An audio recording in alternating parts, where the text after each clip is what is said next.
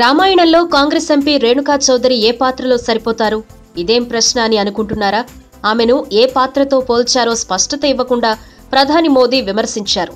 బుధవారం రాజ్యసభలో ప్రధాని మాట్లాడుతూ వాజ్పేయి హయాంలో ఆధార్ కార్డుకు బీజం పడిందని ఓ సందర్భంలో అన్నారు. అంతే, ఎవరో గట్టిగా నవ్వుతోన్న శబ్దం సభలో వినిపించింది.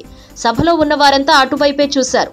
గొల్లుమని నవ్వింది కాంగ్రెస్ ఎంపీ రేణుకా చౌదరి. దాంతో ఒక్కసారిగా చైర్మన్ ఎం వెంకయ్య నాయుడు ఆగ్రహం వ్యక్తం చేశారు. ఒక్క నిమిషం ప్రసంగాన్ని ఆపమని ప్రధానికి సూచించారు. ప్రధాని ప్రసంగం ఆపగానే ఏమైంది మీకు?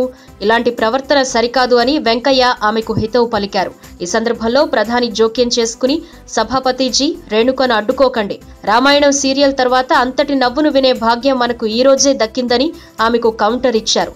ప్రధాని ప్రసంగం ముగిసిన తర్వాత ఆయన రామాయణంలో ఏ పాత్రతో రేణుకను పోల్చారా అని పార్లమెంట్లో ఆసక్తికర చర్చ జరిగింది. శూర్పణఖ, కైకేయి, మందర, తాటకి.